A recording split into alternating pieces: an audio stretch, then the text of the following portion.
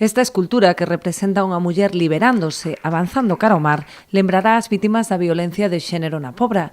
A súa autora, Isabel Soler, resultou gañadora do concurso de ideas convocado polo Concello para render homenaxe ás mulleres que sufriron maltrato. Está plantexada desde un punto de vista positivo, digamos, desde a esperanza.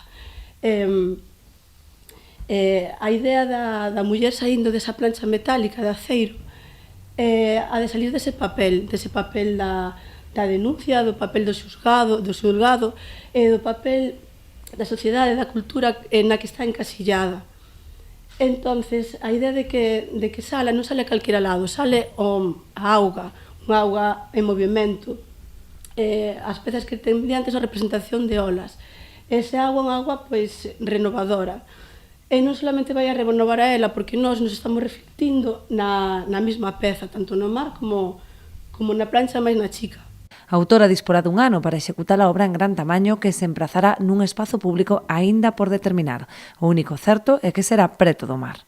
Todavía temos por decidir a ubicación exacta, pero temos, creo que a autora está de acordo con nós, bastante claro que ten que ser preto do mar, en algún sitio preto do mar, e ela, bueno, o faremos, por suposto, de acordo co seu criterio e que teña esa función, a de sensibilizar non só da violencia que se nos ha pasada, sino, pois, eu creo que é unha figura que evoca un pouco a esperanza de que isto deixe de ser un problema a curto prazo, esperemos. Ademais do premio de 3.000 euros, a gañadora recibirá unha dotación máxima de 9.000 para a execución da escultura.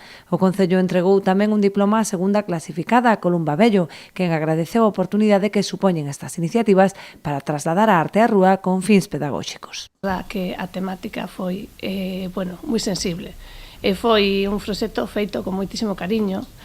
Nos parece transmitir que nos parece moi importante que as esculturas, a arte que este na calle, que forme parte da sociedade, que teña unha labor pedagóxica.